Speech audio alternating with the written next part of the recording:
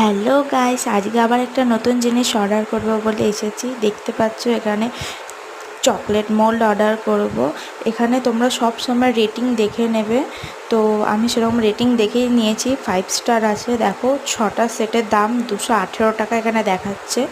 তো তোমরা always all ইস্যুটাই করবে, কোনো সময় ডিফেক্টিভ বা রং 207-টা করবে না। আমি 218টা করেছি, অলওয়েজ ওটাই করবে, ঠিক আছে?